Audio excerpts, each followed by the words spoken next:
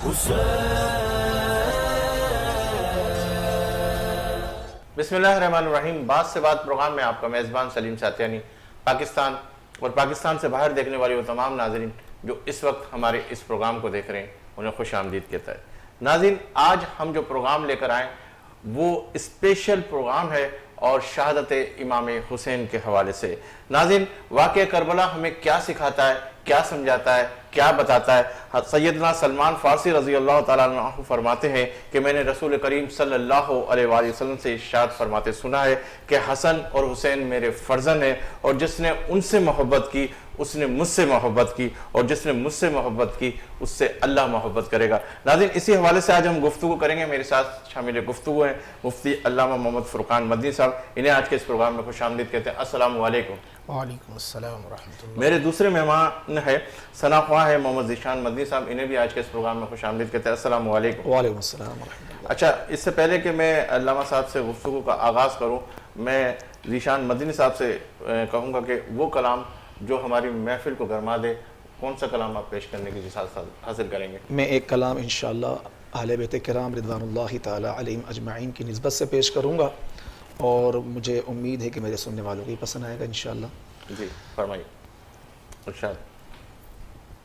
मैं तो पंजतन का गुलाम हूँ, मैं तो पंजतन का गुलाम हूँ, मैं गुलाम इब्ने गुलाम हूँ, मैं गुलाम इब्ने गुलाम हूँ, मैं तो पंजतन का गुलाम हूँ, मैं तो पंजतन का गुलाम हूँ।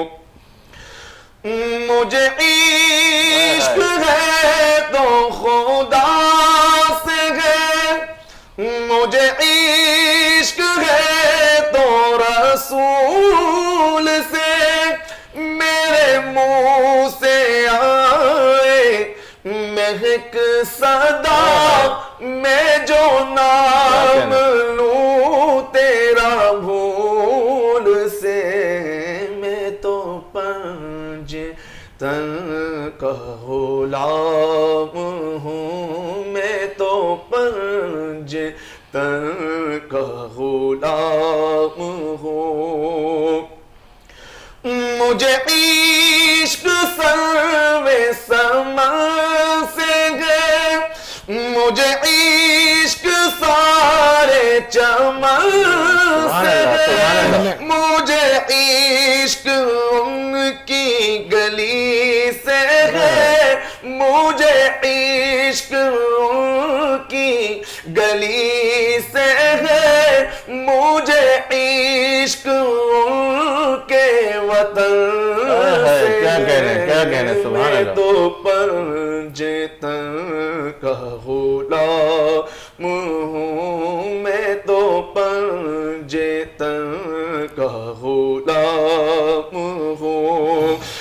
मुझे इश्क है तो अली से है, मुझे इश्क है तो हसन से है, मुझे इश्क मौला हुसैन से, मुझे इश्क है तो हुसैन से, मुझे इश्क शाह ज़मन से है, मैं तो पंजतन का गुलाम हूँ, मैं तो पंजतन का गुलाम हूँ।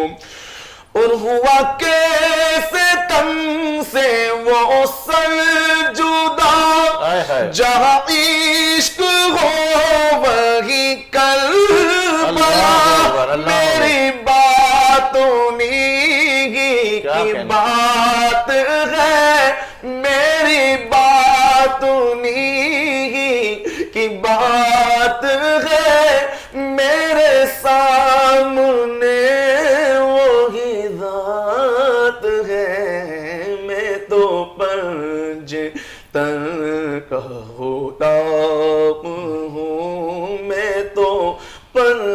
مجھے تن کا غلام ہوں، میں غلام ابن غلام ہوں، میں مرید خیر الانام ہوں، میں تو پنج تن کا غلام ہوں۔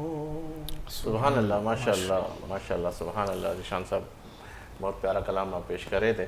اصل آپ کی طرف آتا ہوں کہ وہ انبیاء جو سردار انبیاء ہیں، جن کی محبت کا وہ عالم کہ سب ان سے محبت کرتے ہیں، اور وہ جن سے محبت کر رہے ہیں، اللہ اکبر، جو حضرت امام حسین رضی اللہ تعالیٰ عنہ سے محبت کا جو عالم تھا کہ بس وہ بیان نہیں کیا جا سکتا۔ میں ہی چاہوں گا کہ میرے ناظرین کو ہمارے پیارے حبیب محمد مصطفیٰ صلی اللہ علیہ وسلم کس طریقے سے امام حسین امام حسن سے محبت کرتے تھے وہ ذرا بتائیے، پھر اس کے بعد شہادت کی طرف الحمدللہ رب العالمین والصلاة والسلام علی سید الانبیاء والمرسلین، اما بعد فاعوذ باللہ من الشیطان الرجیم، بسم اللہ الرحمن الرحیم۔ یقیناً آج کا دن 10 محرم الحرام انتہائی اہمیت کا حامل ہے، اور تاریخ اسلام پر اس کے وہ نقوش ثبت ہیں کہ رہتی دنیا تک امت امام حسین رضی اللہ عنہ اور ان کے رفقا نے جو قربانی میدان کرب و بلا میں پیش کی، اس کا ثمرہ حاصل کرتے رہیں گے، اور اس قربانی سے صراط مستقیم پر چلنے کے لیے اپنے واسطے استقامت کی راہ کو متعین کرتے رہیں گے۔ جہاں تک سوال کا تعلق ہے کہ آقا علیہ السلام کی حسنین کریمین سے محبت کیا تھی، کیا بات، میرے محبوب صلی اللہ علیہ وسلم کو ان کے رب نے فرمایا، اے حبیب آپ کہہ دیجئے کہ میں تم سے اس دینی تبلیغ پر کوئی دنیاوی اجر کا مطالبہ نہیں کرتا، الا مودت اہل البیت، سوائے اہل بیت کی مودت کے۔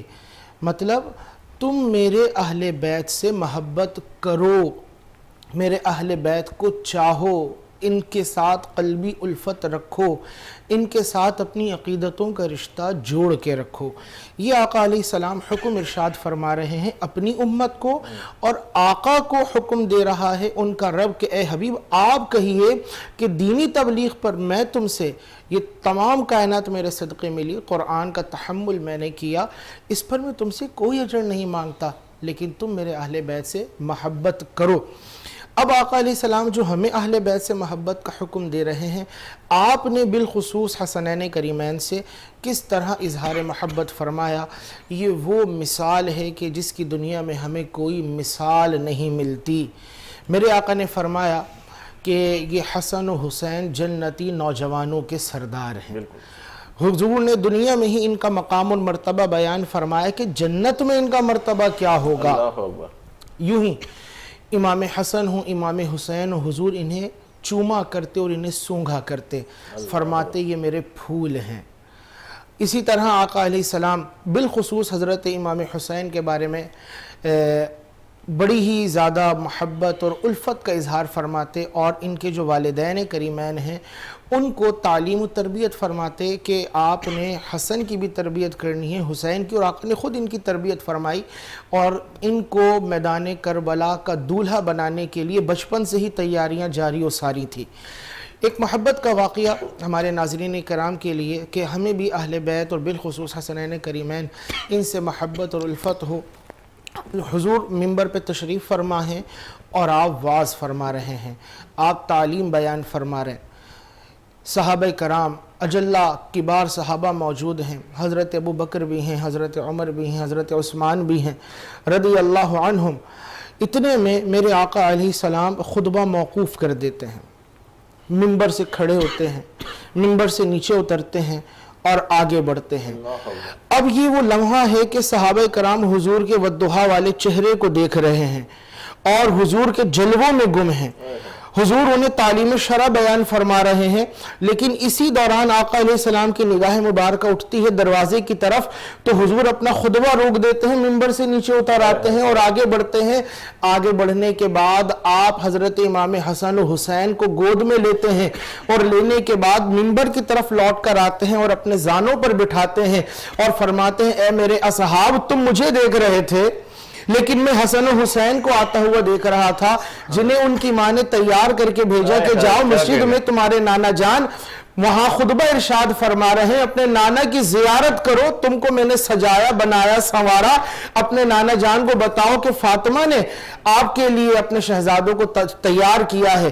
اب یہ حضور کی فرط محبت میں آگے بڑھتے ہیں۔ حضور نے فرمایا میں ان کو اپنی جانب آتا دیکھتا، لیکن جوش محبت میں جب یہ آگے بڑھتے تو ان کے قدم زمین کی طرف آ جاتے، یوں کہنا چاہیے بلکہ یوں کہیں ہم تو بیجا نہ ہوگا، وہ زمین حسن و حسین کے قدموں کو، ہاتھوں کو، جسم کو چومنے کے لیے آگے بڑھ جاتی، اور آپ اسے موقع دیتے کہ زمین آپ کو چوم لے۔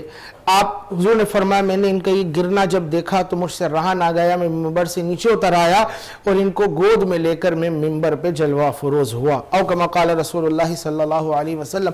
یہ آقا نے صحابہ کرام کو بتایا کہ دیکھو میرے حسن و حسین سے مجھے کیسی محبت ہے، اور فرمایا حسین منی وَأَنَا مِنَ الْحُسَيْن، حسین مجھ سے ہے اور میں حسین سے ہوں۔ شارحین نے اس کی شرح بیان فرمائی کہ حسین کی تربیت میں نے کی، حسین کو، حسین کی حیات ہو، حسین کی عزت ہو، یہ سب میرا تصدق، میرا صدقہ ہے، لیکن میرے دین کی بقا اور سربلندی وہ حسین سے ہے۔ کیا بات ہے، سبحان اللہ۔ اچھا حضرت صاحب بالکل آپ ماشاءاللہ جو فرما رہے تھے کہ ہمارے نبی سے جو محبت حسین کی تھی، وہ اتنی محبت، اتنا پیار اور اتنا وہ سب کچھ تھا، اور وطن سے ہر انسان کو محبت ہوتی ہے، اور وطن میں رہتے ہوئے آدمی بالکل آزاد ہوتا ہے، ہر چیز وہ کر سکتا ہے۔ تو جب امام حسین مدینہ سے کربلا کے سفر کی طرف رواں ہوئے، اسے کیا عوامل تھے، وہ کس طریقے سے کربلا تک پہنچے، ذرا سے یہ ہمارے ناظرین کو بتائیے گا۔ دیکھیے امام حسین رضی اللہ عنہ، آپ کا مقام پیدائش بھی مدینہ، آپ کا مسکن بھی مدینہ۔ میرے آقا کا فرمان ہے جس سے ہو سکے وہ مدینے میں رہے، مدینے میں مرے، جو مدینے میں انتقال کرتا ہے میں اس کی شفاعت کرتا ہوں، میں شفاعت کروں گا۔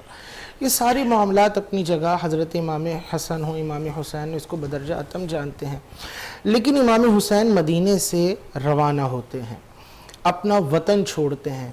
ایک ہے اپنا وطن چھوڑنا اور ایک ہے اپنے محبوب کا وطن چھوڑنا۔ کیا کہنا ہے، اپنے محبوب کے وطن سے، جہاں ہر کوچہ و بازار میں ان کی خوشبو رچی بسی ہے، ہوائیں ان کی محبت کا، ان کی الفت کا پیغام اور سندیسہ صبح و شام لے کر آتی ہیں، جہاں ذرے ذرے میں ان کا جمال، ان کا عکس نظر آتا ہے۔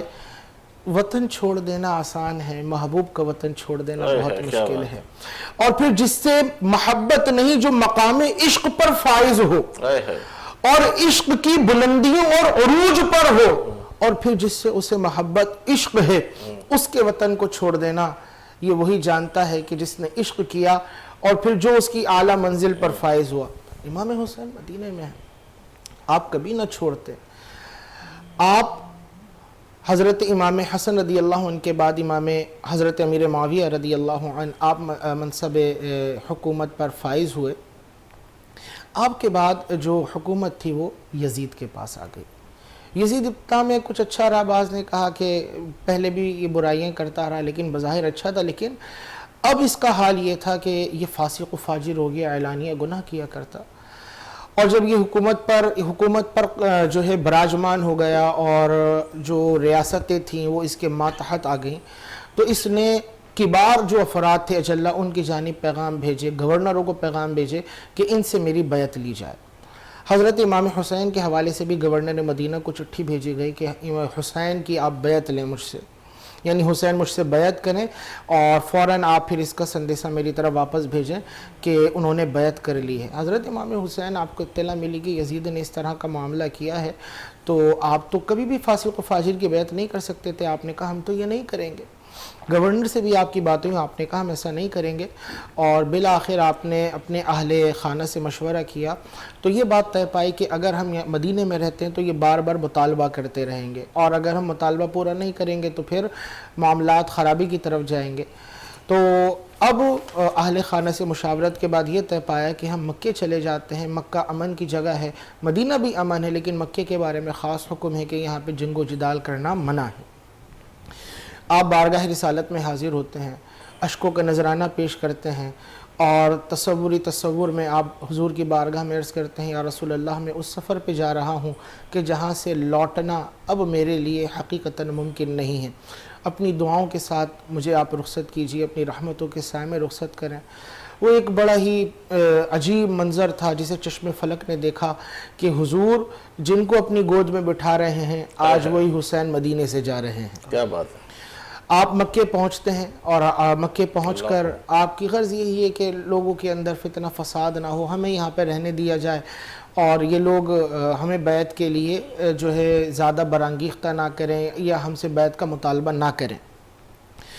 آپ مکے پہنچتے ہیں، مکے جب آپ پہنچے تو یہاں کوفہ والوں کے خطوط آنا شروع ہو گئے، اور روایتوں کے مطابق کئی ہزار خطوط اس دور میں کہ جب مہینوں میں سفر طے ہوا کرتا تھا، کچھ 100 کلومیٹر کا خطوط آگے، انہوں نے کہا اے امام ہم آپ کو ہی اپنا امام مانتے ہیں اور آپ ہی لائق خلافت ہیں، ہم یزید کی بیعت کرنا نہیں چاہتے، آپ کرم کیجئے کوفہ آئیے اور ہم پہ شفقت کریں تاکہ ہم آپ کے ہاتھ پر بیعت کریں اور آپ سے رشد و ہدایت حاصل کریں۔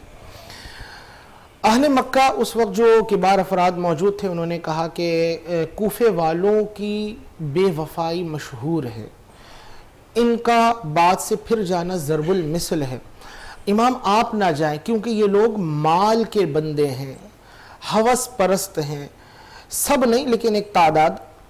آپ یوں کیجئے اگر یہ خطوط بھیج بھی رہے ہیں اور اتنا مطالبہ کرتے ہیں آپ کسی نمائندے کو وہاں بھیجیں۔ تو حضرت امام حسین نے حضرت مسلم بن عقیل کو وہاں بھیجا، اور مسلم بن عقیل جب وہاں گئے تو کوفے والوں نے شہر سے باہر نکل کر آپ کا استقبال کیا، آپ کو ایک قافلے کی صورت میں لے کر کوفہ پہنچے، اور کچھ ہی عرصے کے اندر تقریباً 40,000 اور ایک روایت کے مطابق 80,000 لوگوں نے آپ کے ہاتھ پر بیعت کی کہ ہم امام حسین کے منتظر ہیں، وہ آئیں گے، ہم انہیں اپنا امام مانتے ہیں۔ حضرت مسلم بن عقیل نے جب یہ معاملات دیکھے تو آپ نے امام حسین کو خط لکھا، حضور یہ تو آپ پر نثار ہونے کے لیے تیار ہیں، جینے مرنے کی قسمیں کھا چکے ہیں کہ ہم اپنا مال لٹائیں گے، اپنی اولاد قربان کریں گے، ہم اپنی جان قربان کریں گے، بس امام ہمیں اپنی زیارت کروا دیں۔ ادھر یہ خبر یزید کو پہنچی تو یزید نے ابن زیاد کو فوراً بھیجا کہ وہاں جاؤ اور جس طرح بن پڑے میرے خلاف جو بغاوت ہو رہی ہے، جسے وہ بغاوت کہہ رہا تھا، اس کو کچلو اور یہ معاملہ ختم کرو۔ ابن زیاد یہاں پہنچا اور اس نے اپنی شاطرانہ چالوں کے ذریعے کوفے والوں کو ان کے وعدوں سے پھیر دیا، انہیں ڈرا کر دھمکا کر کچھ کو لالچ دے کر، اور پھر حال یہ ہوا وہ مسلم بن عقیل جن کے ہاتھ پہ 40,000 لوگ بیعت کرتے ہیں اور پیچھے ان کے نمازیں پڑھتے ہیں، ایک وقت وہ آیا کہ وہ مسلم بن عقیل کے لیے رہنے کو رہائش نہیں تھی۔ اللہ عروہ بن ہانی کے گھر آپ نے پناہ لی، عروہ بن ہانی نے آپ کی خدمت کی، لیکن کسی طرح ابن زیاد نے پتہ چلا لیا کہ آپ کہاں پر موجود ہیں، آپ باہر بھی نہیں جا سکتے تھے اور اسی طرح آپ شہر میں بھی ظاہر نہیں ہو سکتے تھے، لیکن خبر پہنچی عروہ کے گھر میں آپ موجود ہیں، حضرت مسلم بن عقیل کو شہید کیا گیا۔ اس وقت آپ نے کوفے والوں کو کہا کہ تم نے تو بڑے خطوط روانہ کیے تھے اور امام کو میں نے تمہارے یہ معاملات دیکھ کر کہ تم ان سے وفا کرو گے خط روانہ کر دیا، اور اب تمہارا یہ حال ہے کہ تم بے وفائی کر گئے اور اب ایک فرد بھی میرے ساتھ کندھے سے کندھا ملانے کے لیے تیار نہیں۔ جب امام یہاں پہنچیں گے اور اس منظر کو دیکھیں گے تو ان کو کتنا دکھ ہوگا۔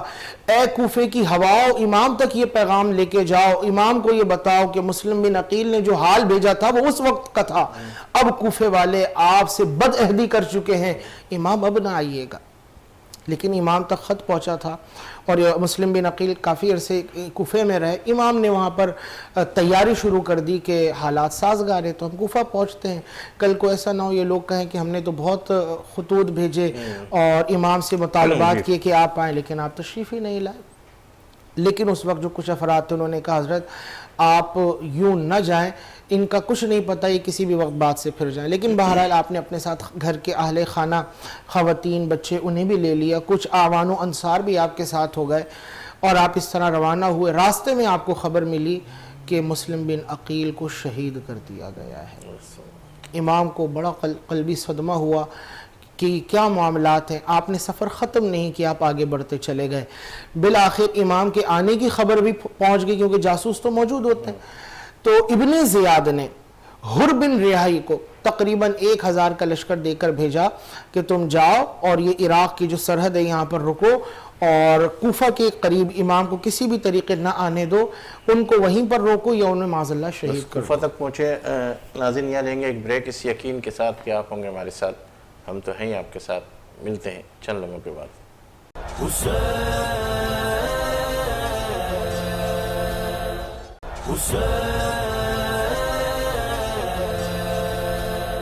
خوش آمدید ناظرین، آپ دیکھ رہے ہیں پروگرام بات سے بات، اور اس میں اسپیشل پروگرام ہمارا شہادت حسین کے حوالے سے آپ ناظرین اسے دیکھ رہے ہیں. اور علامہ صاحب سے میری گفتگو ہو رہی تھی اور کوفہ تک کا سفر کے حوالے سے آپ بتا رہے تھے، اس کے بعد کا جو سفر اور جس کے بعد جو عوامل پیش آئے اس حوالے سے آپ کیا فرما رہے تھے؟ جی ہم عرض کر رہے تھے کہ امام حسین آپ چلے اور حر بن ریاحی سے آپ کی ملاقات ہوئی. حر جو ہے یہ اہل بیت سے محبت کرنے والے تھے اور انہوں نے چاہا کہ کسی طرح یہ معاملہ حل ہو جائے اور امام کی کسی طرح کی بے ادبی مجھ سے سرزد نہ ہو. روایتوں میں آتا ہے کہ آپ نے امام سے عرض کیا حضور ابھی دن کا وقت ہے، اگر میں یوں کہوں کہ آپ لوٹ جائیں، میں اپنی فوجیں لے جاتا ہوں تو یہ ابن زیاد کو جا کر بتائیں گے اور ابن زیاد پھر مجھے نہیں چھوڑے گا. رات ہو جانے دیجئے، رات کو میں اپنے قافلے میں موجود ہوں گا، اپنے فوجیوں میں، اور آپ جو ہے اپنے اہل خانہ کو لے کر، اہل بیت کو لے کر یہاں سے روانہ ہو جائیے گا. امام نے ایسے ہی کیا رات میں، کیونکہ ایسا کوئی معاملہ آگے ظہور پذیر نہ ہو. لیکن رات بھر آپ کا قافلہ چلتا رہا. صبح ہوئی، آپ وہیں پر ہی موجود تھے. حر بن ریاحی یہ آ کر امام حسین سے کہتے ہیں کہ حضور میں نے تو آپ سے عرض کی تھی کہ آپ رات میں چلے جائیے گا، لیکن آپ تو یہیں پر ہی موجود ہیں. آپ نے فرمایا ہم رات بھر چلتے رہے، لیکن ہم صبح ہوئی تو یہیں پر ہی ہیں. بتاؤ یہ زمین کون سی ہے، یہ میدان کون سا ہے؟ تو کہا گیا یہ میدان کربلا ہے. اللہ اکبر. اللہ اکبر. امام نے بس یہ سنا کہ یہ میدان کرب و بلا ہے تو آپ نے فرمایا یہی تو ہماری مقتل گاہ ہے، یہی تو ہماری شہادت ہونا ہے. سب پتہ ہے. حر کو کہا آپ چلے جائیں. آپ اپنے اہل خانہ میں آئے اور کہا اونٹوں سے خیمے کھول دو، سامان اتار دو، یہاں پر خیمے گاڑ دو. اللہ لیکن جو جانا چاہے وہ اپنا سامان باندھے رکھے اور لوٹ جائے. میری طرف سے جو جانا چاہے اسے اجازت ہے.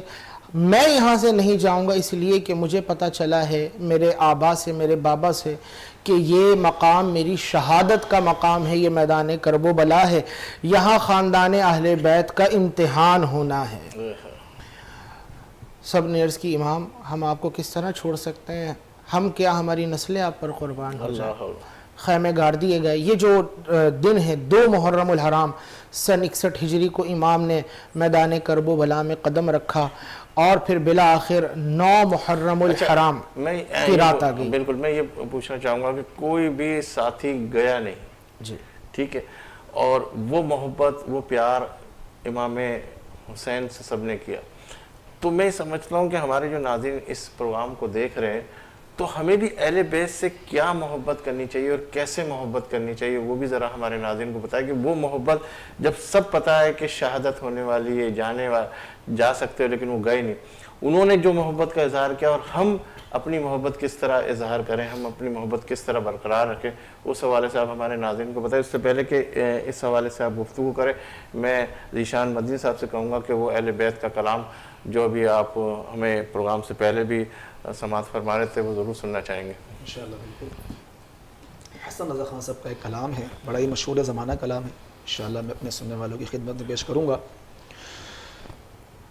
باغ جنت کے ہیں بہرے مدح خوان اہل بیت، باغ جنت کے ہیں بہرے مدح خوان اہل بیت، باغ جنت کے ہے بہرے مدح خوانے اہل بیت، باغ جنت کے ہے بہرے مدح خوانے اہل بیت، تم کو مژدہ نار کا، تم کو مژدہ نار کا اے دشمنان اہل بیت، باغ جنت کے ہیں بہرے مدح خوانے اہل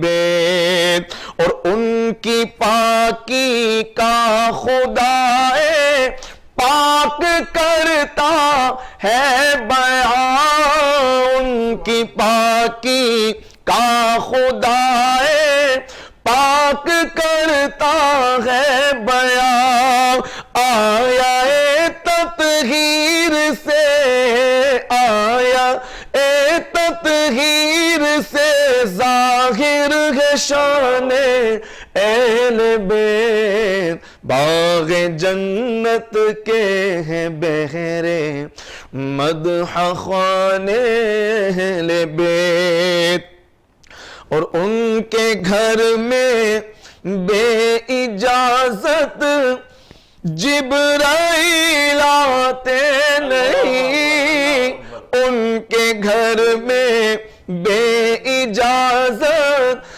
جبرائیل آتے نہیں، ان کے گھر میں بے اجازت جبرائیل آتے نہیں، قدر والے جانتے ہیں قدر و شان اہل بیت، قدر والے جانتے ہیں قدر و شان اہل بیت، اور رزم کا میدان بنا ہے جلوہ گائے حسن و عشق، رزم کا میدان بنا ہے جلوہ گاہ ہے حسن و عشق، رزم کا میدان بنا ہے حسن جلوہ گاہ ہے حسن و عشق، کربلا میں ہو رہا ہے امتحان اہل بیت، کربلا میں ہو رہا ہے امتحان اہل بیت، اور حور کرتی ہے عروسان شہادت کا سنگھار، حور کرتی ہے عروسان شہادت کا سنگھار، حور کرتی ہے عروسان شہادت کا سنگھار، خوبرو دولہا بنا ہے ہر جوان اہل بیت، خوبرو دولہا بنا ہے ہر جوان اہل بیت، اور فاطمہ کے لاڈلے کا آخری دیدار ہے، فاطمہ کے لاڈلے کا آخری دیدار ہے، حشر کا ہنگامہ بپا ہے، حشر کا ہنگامہ بپا ہے میان اہل بیت، تم کو مژدہ نار کا اے دشمنان اہل بیت، اور وقت رخصت کہہ رہا ہے خاک میں ملتا سہاگ، وقت رخصت کہہ رہا ہے خاک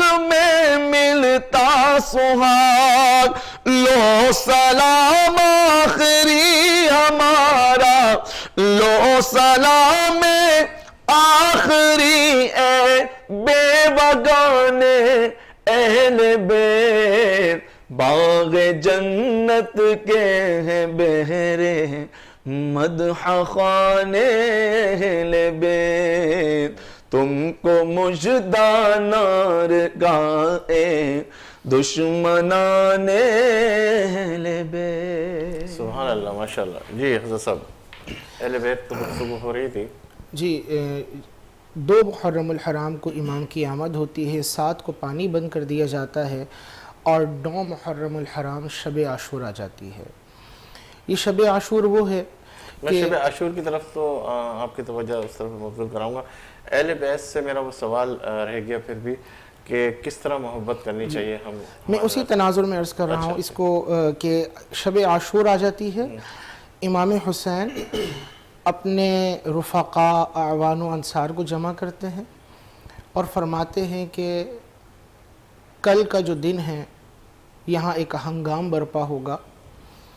آج کی شب ہم اجازت دیتے ہیں کہ جو جانا چاہے چلا جائے, اللہ اور اگر جانے میں حیا آتی ہے تو رات کو آج ہمارا حکم ہے کہ چراغ بجھا دیے جائیں, تاکہ کوئی جانے والا اگر ہو تو دوسرا اس کو دیکھے تو اس کو حیا نہ آئے, یعنی جانے والے کو کہ اس کی وجہ سے مجھے رکنا نہ پڑے. اب یہ امام حسین کا خطبہ تھا. آپ نے جو سوال کیا کہ اہل بیت سے صحابہ کرام کی محبت کا عالم یا مسلمانوں کی محبت کا اس وقت کیا عالم تھا, نہیں میرا سوال ہے کہ اہل بیت سے ہمیں کس طرح محبت کرنی ہمیں چاہیے؟ کس طرح محبت, یہ اس کو میں صحابہ کرام نے ہمیں جو طریقہ سکھایا. اب یہ جو امام حسین خطبہ فرما رہا ہے وہاں پر موجود لوگ اس کو سن رہے ہیں, وہ ہمیں بتائیں گے کہ ہمیں اہل بیت سے محبت کس طرح کرنی ہے, اور ان کو بتایا اصحاب رسول نے, خلفائے اربعہ نے کہ اہل بیت سے محبت کس طرح کرنی ہے. یہاں میں ایک واقعہ عرض کرنا چاہوں گا. حضرت عمر فاروق اعظم رضی اللہ عنہ, آپ مسجد نبوی میں تشریف فرما ہے, مال غنیمت رکھا ہے. لوگ آتے ہیں, آپ انہیں مال غنیمت دیتے ہیں, ان کے مقام اور مرتبے جو بھی ان کے درجات ہیں اس حوالے سے جو ان کی خدمات ہیں. آپ کے شہزادے حضرت عبداللہ آتے ہیں, حضرت عمر ان کو مال غنیمت میں سے حصہ دیتے ہیں, اور وہ حصہ ہے 500 درہم. امام حسین آتے ہیں, حضرت عمر ان کو 1000 درہم دیتے ہیں.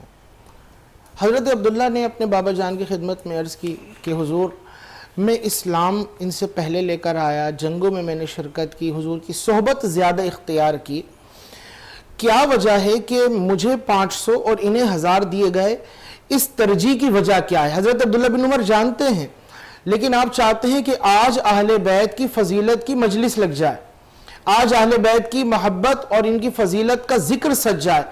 حضرت عمر سے عرض کرتے ہیں بابا آپ نے مجھے یہ اور ان کو 2 گنا کیوں دیا؟ تو قربان جائیے حضرت عمر نے اپنے بیٹے کو مخاطب کر کے کہا, اے بیٹے میں نے حسین کو 2 گنا دیا اور تمہیں اس کے مقابلے میں نصف دیا, تم 2 گنا کا اگر مطالبہ کرتے ہو تو حسین کے نانا جیسا نانا تو لے آؤ, حسین کی نانی جیسی نانی تو لے آؤ. بتاؤ حسین کے بابا جیسا کون ہے, بتاؤ حسین کی ماں جیسی کون ہے, بتاؤ حسین کی خالاؤں کی مثل کون ہے, بتاؤ حسین کے چچا کی مثل کون ہے. حسین کا نانا رسول اللہ ہے, حسین کی نانی خدیجۃ الکبریٰ ہے, حسین کا بابا علی ہے, حسین کی ماں فاطمہ ہے, حسین کی خالائیں رقیہ ام کلثوم و زینب ہے, حضور کا حسین کا چچا جعفر طیار ہے. اے عبداللہ بن عمر, عمر کے بیٹے, تم جب حسین کے خانوادے کی مثل خانوادہ نہیں لا سکتے تو تمہارا حصہ بھی 2 گنا نہیں ہو سکتا. ہم حسین کو 2 گنا اس لیے پیش کر رہے ہیں اس لیے کہ عمر کے سر پہ جو بال عزت ہے یہ بھی صدقہ ہے حسین کے نانا کا. تو صحابہ کا طریقہ انہوں نے جو ہمیں سکھایا وہ یہ تھا, اہل بیت کے لیے 2 گنا, سبحان اللہ, اہل بیت کے لیے 2 گنا. یہی وجہ ہے کہ ہمارے ہاں اکابر اولیاء کرام میں یہ طرز رہا ہے کہ عام فرد ہوتا تو اس کے لیے 1 حصہ, اور اگر کوئی سید زیادہ ہوتا تو اس کے لیے 2 حصے ہوا کرتے تھے. سیدی اعلیٰ حضرت ہوں, ایک عام فرد ہے تو اسے 1 جلیبی, لیکن اگر سید زیادہ ہیں تو انہیں 2 جلیبیاں پیش کی جا رہی ہیں. یہی شب عاشور ہے. امام حسین کے رفقا کہتے ہیں ہم نے کبار صحابہ سے سبق سیکھا ہے, اور وہ سبق یہ تھا کہ جب بات اہل بیت کی آئے تو ایک گناہ نہیں 2 گناہ پہ جانا. حسین آپ یہ کہتے ہیں کہ ہم یہاں سے چلے جائیں. حسین یہ ایک جان تو کیا کئی جانے ہوں, سب آپ کے قدموں پر نثار کرنے کے لیے ہم تیار ہیں. اور یہی اہل بیت سے محبت کا پیغام ہے کہ اہل بیت سے محبت یوں کرو کہ جب بات آئے ان کی خدمت کچھ کرنے کی تو پھر معاملہ 2 گنا کا ہو. اور یہاں پر میں عرض کرتا چلوں, یہ طریقہ ہمیں صحابہ نے سکھایا ہے. یہ طریقہ, اس میں کوئی صحابہ کرام کی بے ادبی نہیں ہے. صحابہ کا ادب وہ ہمارے سروں کے تاج, ہم ان کے جانوروں, ان کے سواریوں سے کے قدموں سے لگنے والی خاک کے برابر بھی نہیں, لیکن وہ ترجیح دے رہے ہیں اپنی اولاد پر مولا علی کی اولاد اور ان کی خدمت میں یہ پیش کر رہے ہیں. تو اہل بیت سے ہمیں بھی محبت یوں ہی روا رکھنی چاہیے کہ بات آئے ان کی عزت کی, بات آئے ان کی خدمت کی, بات آئے ان سے اظہار محبت کی, تو طریقہ دوسروں سے جدا گانا ہونا چاہیے. کیا بات ہے, کیا بہت اچھے طریقے سے آپ نے ہمارے ناظرین کو سمجھانے کی کوشش کی. اب وقت اختتام کی طرف رواں دواں ہے, اور شب عاشور کی وہ رات اللہ کیا پیغام لیتے ہوئے آئی ہے. ہاں, شب عاشور یہ وہ وقت تھا جو خیمہ حسینی کے اندر جو منظر نامہ تھا. اور پھر اس کے بعد میں اپنے سوال کو ایک اور اس کے ساتھ شامل کرنے لگا ہوں کہ 10 محرم کی رات بھی پھر آ چکی, اور اس کے اندر جو شہادت ہوئی, جو نماز پڑھی گئی, جو پیغام دیا گیا اس کربلا کے حوالے سے. اب میں آپ کو بیچ میں اس لیے ڈسٹرب نہیں کروں گا کہ اب ماشاءاللہ جس طریقے سے آپ گفتگو کر رہے تھے اور میرے ناظرین سن رہے تھے, وہ جوش اور وہ پیار وہ جو اپنائے تھے, اسی پہ ہم ختم کر کے پھر کلام کی طرف بڑھیں گے, اس پروگرام کو اینڈ کی طرف لے کے جائیں گے. تو شب عاشور کی وہ خیمہ ہائے حسینی پہ بھی آپ ہم کلام ہو, اور پھر 10 محرم کی رات جو آج ہمارے اس پروگرام کا 10 محرم بھی ہے, اس حوالے سے بھی, اور پھر اس کے بعد کیا پیغام دے رہی ہے 10 محرم کی رات اور یہ کیا میسیج ہے, اس کے حوالے سے ضرور گفتگو کیجیے. دیکھیے, ہم نے عرض کیا امام حسین نے شب عاشور میں خطبہ ارشاد فرمایا اور فرمایا جو جانا چاہے چلا جائے, لیکن انہوں نے اپنے اظہار محبت کیا, امام ہمیں کئی جانے ملے, سب آپ کے قدموں میں نثار کریں گے. یہ وہ شب تھی. اس خطبے سے پہلے فوج یزید کی طرف سے طبل جنگ بج چکا تھا کہ آج فیصلہ ہو جائے گا. امام نے فرمایا آج کی رات دے دو. آپ نے خطبہ ارشاد فرمایا, جب انہوں نے کہا کہ ہم نہیں جائیں گے تو امام نے فرمایا پھر اپنے رب کے حضور پیش ہو جاؤ. یہ وہ شب تھی کہ یہ فوج یزید وہ اس رات میں رقص و سرور میں مشغول ہیں, بڑی بڑی ڈینگیں مانگتے ہیں, بڑے بڑے دعوے کر رہے تھے, اور یہاں خیموں سے صدائے گریہ اوزاری بلند ہو رہی تھی. بلکہ فوج یزید کے ایک فرد کا بیان ہے کہ میں نے خیمہ ہائے حسینی سے مکھیوں کی بھن بھناہٹ کی آواز سنی کہ اس طرف سے بھن بھن کی کچھ آواز آتی ہے. کہتے ہیں مجھے لگا کہ حسینی خیموں پر شہد کی مکھیوں نے حملہ کر دیا ہے. کہتا ہے میں صورتحال جاننے کے لیے قریب ہوا تو یہ دور سے مجھے آواز محسوس ہو رہی تھی کہ ایک ردھم کے اندر آواز چل رہی ہے, اور مجھے لگا کہ شہد کی مکھیاں بہت سی آ گئی ہیں. لیکن جب قریب گیا اور معاملہ واضح ہوا, صورتحال کشادہ ہوئی, تو میری سماع سے جو کلمات ٹکرائے وہ قرآن کی تلاوت کے تھے. اللہ کہتا ہے میں جاسوسی کے لیے آگے بڑھا تو میں نے دیکھا کہ مرد, بچے, بوڑھے وہ سجدہ ریز ہیں. کوئی کھڑا ہوا رب کی بارگاہ میں مناجات پیش کر رہا ہے اور وہ دعا کرتا ہے مولا ہمیں ثابت قدم رکھنا. اللہ کی بارگاہ میں عرض کرتے ہیں مولا ہمیں صبر پہ استقامت دینا. اے مالک تو نے ہمیں جس ابتلا میں مبتلا فرمایا ہے اس میں ہم ناکام نہ ہوں بلکہ تیری بارگاہ میں ہم سرخرو ہوں. اسی طرح یہ شب گریہ اوزاری, مناجات, تلاوت قرآن, راز و نیاز میں گزری, دعاؤں میں گزری. اسی طرح خواتین خیموں میں دعائیں کر رہی تھی. اور پھر یہ شب جب گزری اور 10 تاریخ کی صبح صادق طلوع ہوئی, یہ نماز آخری نماز تھی جو امام حسین کے رفقا نے آپ کی معیت میں اور آپ کی اقتداء میں ادا کی. نماز ادا کر لی گئی, امام حسین کے ساتھ سب آخری دعا میں شریک ہوئے. اور پھر 10 تاریخ کا جب سورج طلوع ہوتا ہے, یہ سورج وہ ہے کہ اس طرح کا سورج قیامت تک دوبارہ طلوع نہیں ہوگا, نہ اس سے پہلے کبھی طلوع ہوا. یہ وہ وقت تھا کہ جن و انس جو بھی صاحب اسرار تھے وہ حیرت کنا تھے، چشم فلک نے وہ منظر کبھی نہ دیکھا۔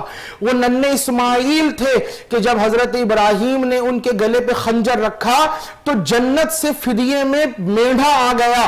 وہ حضرت ابراہیم کے شہزادے تھے، اور آج وقت ہے رسول خدا کے نواسے کی بات کا، آج وقت ہے وہ کہ رسول خدا کے نواسے اور ان کے رفقا، ان کے اہل بیت، ان کے سامنے ننگی تلواریں لہرا رہی ہیں، ان کے سامنے نیزوں کے پھل ہیں جو چمک رہے ہیں، اور یزیدی فوج دور سے صدائیں لگا رہی ہے کہ ہم نے کسی کو نہیں چھوڑنا، لیکن یہ صبر و استقامت کے پہاڑ کھڑے ہیں ان کے آگے، اور ان کی تلواروں، ان کے نیزوں کو نظر انداز کرتے ہوئے بارگاہ الہی میں عرض کرتے ہیں مولا استقامت دینا، اور مدینے کی طرف رخ کر کے حضور کی بارگاہ میں عرض کرتے ہیں یا رسول اللہ ہم پر اپنی دعاؤں کا سایہ فگن رکھنا، اپنی دعاؤں میں ہمیں شامل رکھیے گا کہ اللہ ہمیں استقامت دے۔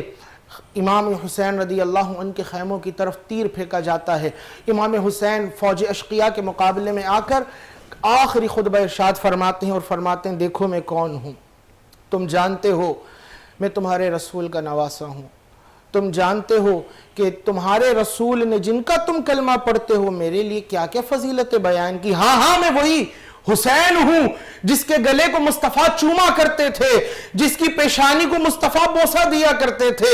آج اس بوسہ دینے کا عقدہ کھل رہا ہے کہ یہ گلے کو بوسہ دینا ایسا نہ تھا، بلکہ مصطفیٰ اس گلے کو تسکین دیا کرتے تھے۔ حسین جب اس سوکھے گلے پہ خنجر چلے گا، حسین تم نے صبر کو تھام کے رکھنا ہے، رب کی بارگاہ میں یہ عرض کرنی ہے مولا قبول کر لینا۔ اسماعیل کے فدیے میں مینڈھا آیا تھا، لیکن نبی کے نواسے کے فدیے میں مولا جنت سے کچھ نہیں آ رہا۔ اے مالک ہم تجھ سے کچھ طلب کرتے ہیں تو وہ یہ ہے کہ مصطفیٰ کی امت کو تو داخل جنت کر دینا۔ امام حسین خطبہ دیتے ہیں لیکن وہاں کسی پہ اثر نہیں ہوتا۔ حضرت حر جو پہلے ہی بے قرار تھے وہ امام حسین کے مقابلے میں آتے ہیں۔ میں مختصر کر کے عرض کرتا ہوں، حضرت عباس ہیں، امام حسین کے دیگر رفقا ہیں، علی اکبر ہیں، علی اصغر ہیں۔ علی اکبر کی وہ جوانی کہ جس کو دیکھ کر اہل بیت کی آنکھیں ٹھنڈی ہوا کرتی تھی، علی اصغر جو اس کے بعد شہادت کے لیے بے قرار و بے چین ہیں، اور اس کے بعد سید سجاد جو بیمار ہیں، اٹھا نہیں جاتا، وہ بھی زمین سے اٹھتے ہیں لیکن غش کھا کے زمین کی طرف آ جاتے ہیں اور عرض کرتے ہیں بابا میں بھی جانا چاہتا ہوں، میں بھی جنت کا طالب ہوں، لیکن امام فرماتے ہیں نہیں، تم نے اہل بیت کے ساتھ رہنا ہے، تم ان کے محرم بن کے سفر کرو گے۔ پھر امام اپنے بابا مولا علی کی تلوار اٹھاتے ہیں اور پٹکا باندھتے ہیں، اور اپنی بہن سیدہ زینب سے کہتے ہیں کہ میرے سر پہ تم وہ تاج سجاؤ، پگڑی سجاؤ، اور وہ امامہ سجاتے ہیں۔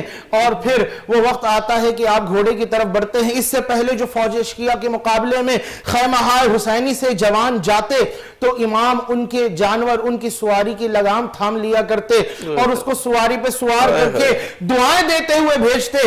لیکن اب وہ وقت تھا کہ امام سواری پہ سوار ہو رہے ہیں لیکن لگام تھامنے والا کوئی نہیں۔ سیدہ زینب سر پہ چادر ڈال کر امام کے مقابلے میں آ گئی اور عرض کرنے لگی میرے بھیا اوروں کو آپ نے جنگ میدان کارزار کی طرف بھیجا تھا، لیکن اے بھائی آپ کو وہاں پہ رخصت کرنے کے لیے کوئی مرد تو نہیں، لیکن فاطمہ کی جائے موجود ہے، علی کی یہ بیٹی موجود ہے، ہم آپ کے جانور کی، آپ کی سواری کی لگام تھامتے ہیں، بھیا آپ سوار ہوئیے۔ اسی پہ تھوڑا سا ماشاءاللہ آپ جس طریقے سے جا رہے ہیں اور دل اجازت نہیں دے رہا کہ آپ کو میں کہیں روکوں، لیکن وقت کا دامن مجھے یہ بتا رہا کہ ایک بریک کی طرف جانا ہوں، پھر اس کے بعد آپ کی طرف آتے۔ ناظرین لیں گے ایک بریک اس یقین کے ساتھ کہ آپ ہوں گے ہمارے ساتھ، ہم تو ہیں آپ کے ساتھ، ملتے ہیں چند لمحوں کے بعد۔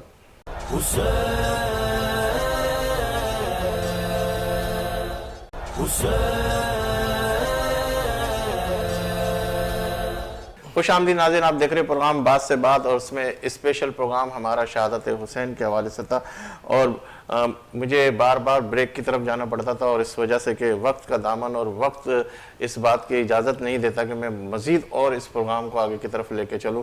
اور جس طریقے سے مفتی صاحب ہم کلام ہو رہے تھے اور جس طریقے سے بیان فرما رہے تھے وہ ایسا تھا، اتنا سحر انگیز تھا کہ جو دلوں میں گھر کر گیا تھا۔ جی مفتی صاحب ذرا سا اس طرف شہادت 10 محرم کے حوالے سے، اور پھر اس کے بعد ہم آگے کلام کی طرف بڑھیں گے۔ امام بالآخر فوج اشقیاء کے مقابلے میں جاتے ہیں اور ان کو جا کر کہتے ہیں کہ تم میرے ہی خون کے پیاسے ہو، تم یہ چاہتے ہو میں یزید کی بیعت کر لوں، لیکن میں یزید کے آگے کبھی نہیں جھکوں گا، اس لیے کہ ہمارے نانا نے ہمیں دین کے اعلاء کا درس دیا ہے، ہمارے بابا نے ہمیں دین کے علم کو ہمیشہ بلند رکھنے کا سبق پڑھایا ہے، میری ماں فاطمہ نے مجھے دین کی سربلندی کا سبق پڑھایا ہے، اور وہی سبق میرے جسم کی ہر رگ میں خون کے ساتھ سرایت کر رہا ہے۔ آپ آگے بڑھتے ہیں اور کہتے ہیں تم میں سے کون ہے طاقتور جو آئے اور علی کے اس بیٹے کا مقابلہ کرے۔ بڑے بڑے پہلوان آئے، امام نے لمحوں میں ان کو خاک و خون میں تڑپا دیا، بالآخر انہوں نے تیروں کا می برسایا، اور روایتوں کے مطابق 70 یا 72 تیر، بعض نے اس سے بھی زیادہ بیان کیے، وہ امام کے جسم میں پیوست تھے، اور بالآخر امام اس اپنی سواری سے زمین پہ تشریف لاتے ہیں، اور زمین پہ تشریف لاتے ہیں اور لاتے ہوئے اپنے نانا جان کو یاد کرتے ہیں، اپنے بابا کو یاد کرتے ہیں، اور اس وقت آپ کے قریب ان بدبختوں میں سے ازلی بدبخت پہنچتا ہے کہ امام کے تن سے سر کو جدا کر دے۔ میرے امام اس وقت حالت سجدہ میں چلے جاتے ہیں، کہتے ہیں مجھے آخری وقت سجدہ کر لینے دو، اور مجھے بتایا گیا تھا کہ میرے جسم سے میرے تن سر کو جدا کرنے والا وہ یہ بدبخت ہوگا، وہ علامت تجھ میں ہیں۔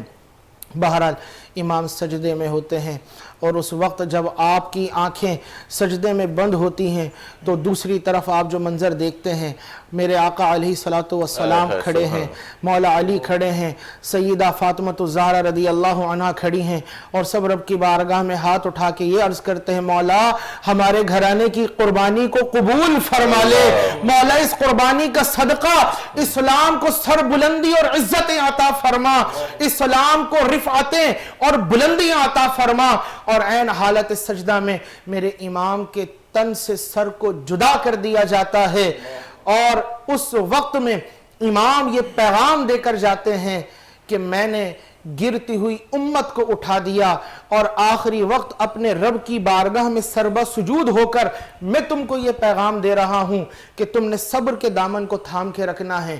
وقت کا کوئی بھی فرعون ہو یا کسی بھی نام سے وہ تبدیل ہو یزید کی روش پر، اس کے آگے جھکنا نہیں ہے، اپنے رب کی فرما برداری سے پیچھے نہیں ہٹنا۔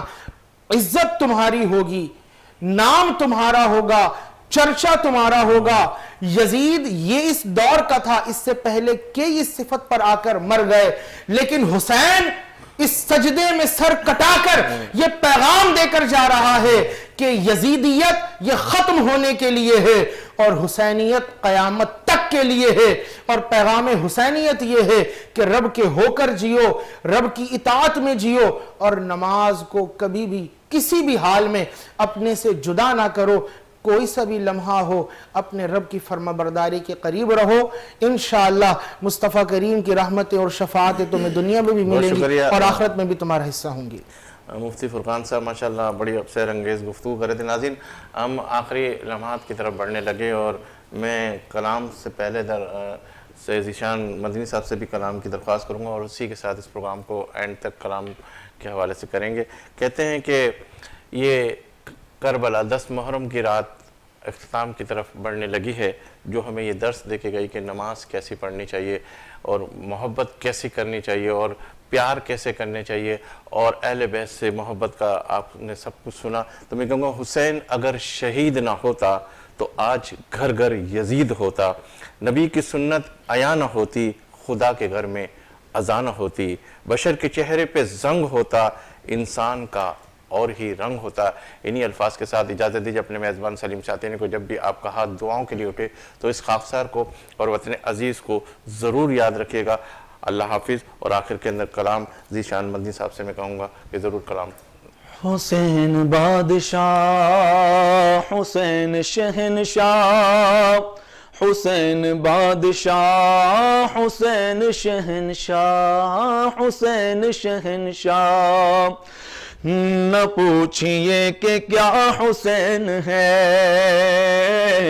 نہ پوچھئے کہ کیا حسین ہے، نہ پوچھئے کہ کیا حسین ہے، میرا بادشاہ حسین ہے، میرا بادشاہ حسین ہے۔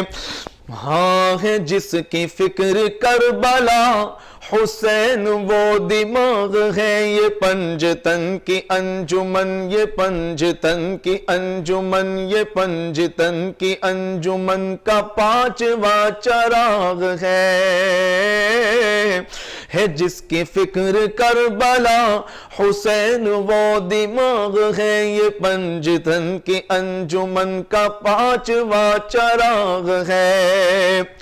حسن کا پہلا ہم سفر، علی کا دوسرا پسر، امام تیسرا حسین ہے، امام تیسرا حسین ہے۔ نہ پوچھئے کہ کیا حسین ہے، سب کا بادشاہ حسین ہے۔ اور کرے جو کوئی ہمسری، کسی کی کیا مجال ہے، حسین ہر لحاظ سے، حسین ہر لحاظ سے جہاں میں بے مثال ہے۔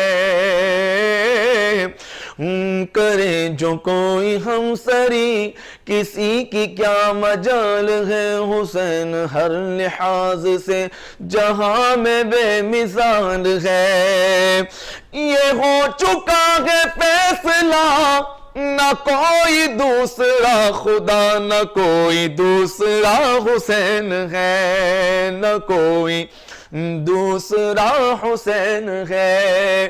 نہ پوچھئے کہ کیا حسین ہے، میرا بادشاہ حسین ہے۔